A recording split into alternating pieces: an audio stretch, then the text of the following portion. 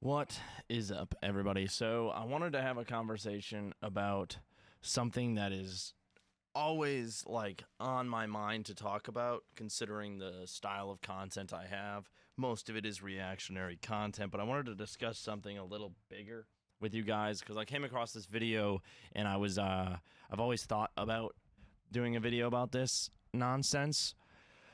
Star signs and personality traits aligned to the stars. Neil deGrasse, or Degrassi, however it is pronounced, did a video on this, and I want to highlight it and talk about it. It's just this, in all fairness to the idea that the universe affects us, just consider what it was like in the pre-scientific era.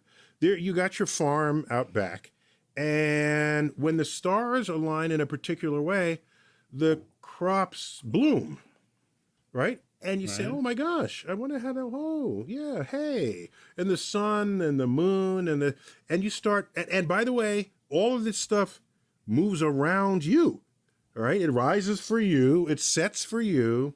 So the notion that we are not only in the center of all of this motion of the universe, but that the universe cares for us, it runs deep and across culture. Do you realize the brightest star in the night sky, it's called Sirius? It would rise just before the sun 5,000 years ago. And it happened to do that at the time of year when the Nile flooded, enabling the ancient Egyptians to irrigate their lands and their fields. And so you say, there it is. This caused the rise of the Nile. So you can get a correspondence, a correlation. I think he's getting into the fact that earlier times we all thought we were in the middle. Everyone thought the Earth was in the middle. So they looked up at these stars and they'd see things happening in their life and in the environment around them. And they'd see the stars being similar at different times throughout the year or at different times or at different moments throughout time. And people would say, oh, it's because of that. But if you're in Egypt and you see Sirius the star pop up and go down on the horizon, and then you say we're in North America at the same time, that star wouldn't be doing the same thing at that time, at that date.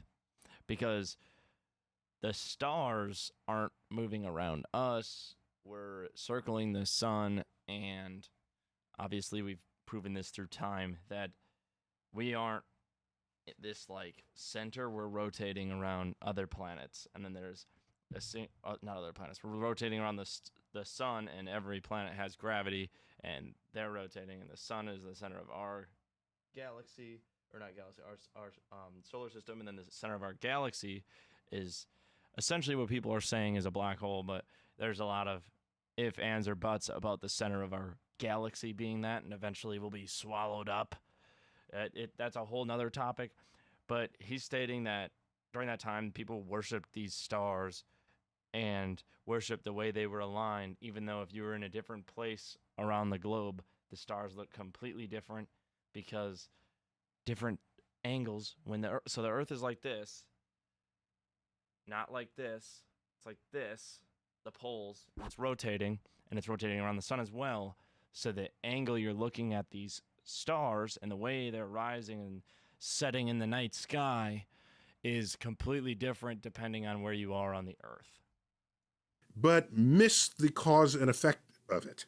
And so that's how we went for thousands of years, believing that the universe actually cares about us and cares about who you are and your social life and your financial life. And then we learned, no, the Earth is not in the middle of it all. We orbit the sun like the other planets. And exactly what I was getting at. Case in point. These constellations, which are really, really sorry excuses for what they're pretending to be. All right, you connect the dots. Are you really drawing a crab? Connect the dots. Is there really? There's a centaur archer, Sagittarius. Really? Is that what we're drawing here? And you're not only going to draw that, you're going to put personality traits in. By the way, and the people who came up with this are sleepless Babylonians, Romans, and That's another point. The people that came up with all this shit, they weren't like in their right mind at all. Do me a favor and don't sleep for like 2-3 days and just like try to like study something and watch how like mentally challenged you get in 3 days. Not saying in a derogatory way. I'm saying you just become stupid. You begin to think things that aren't possible or true. You begin to have these inferences about different things that are just completely false. It's almost like being drugged. There's a lot of people that say there are certain drugs that are similar feeling to sleep deprivation, and it's true. You just kind of lose your mind. And we're going to look to those people for science or evidence whether something's true or not. Greeks, right? They're not getting any sleep. So they wake up, oh, I got a story. They tell the story, they put it in the sky, name gods after it. And now you're going to say that the stories of these sleepless civilizations have such meaning that these stars in your night sky, which would look different from any other angle. Aha! All those stars that we all draw these little stupid star signs about that correlate with our personality. If you look at them from another angle, it's completely different. It's not even the same thing. Go to Mars and look at them. Then do me a favor and go to a complete other galaxy and look at these stars. They won't even be a similar shape. You won't even find the shape of them. They're in completely different positioning then. And yeah, if you're in another galaxy, you won't see the stars of our galaxy. I'm saying if you go to another galaxy, you're not going to see the same. And then in our galaxy, if you go to another solar system and you're revolving around a different sun, per se, you're also going to be seeing a different angle. And you're not going to be seeing the same shapes. So it's all just debunked immediately if you look at any information we have on space. It's all debunked because they don't make those shapes anywhere else. And if you go to another place, you got all these star signs. You go to another place, say you're some odd light years away in another solar system, but in our galaxy, and you're looking at the same stars we look at in the night sky. You could say, wow, those stars make the shape of a Zinn pouch tin. Honestly, I'm a Zinn, and that's my personality. And I'm addicting to be around. I have some side effects. I have a high heart rate. I'm high energy. It's like, what? You can apply anything to anything. And they try to make it like sound so, oh, yeah, that's so Taurus of you. Or I'm apparently a Libra. And they'll name all these bland personality traits that are like cross the board personality traits that you can apply to nearly anyone on the face of the earth. And then they're like, oh, see, there you go. You breathed today. You're a Libra. That's such a Libra thing to do. You took a breath of air. It's mental. It makes no sense. It's all just a bunch of garbage fed to you from a spoon of a deranged individual. Somehow know that you were born and wants to influence you.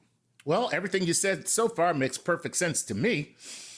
I'm just saying that it's a holdover from a pre-scientific era when we genuinely thought the Earth was in the middle of the known universe. And that is not the case. No. So the answer is no. None of this has any effect on us at all.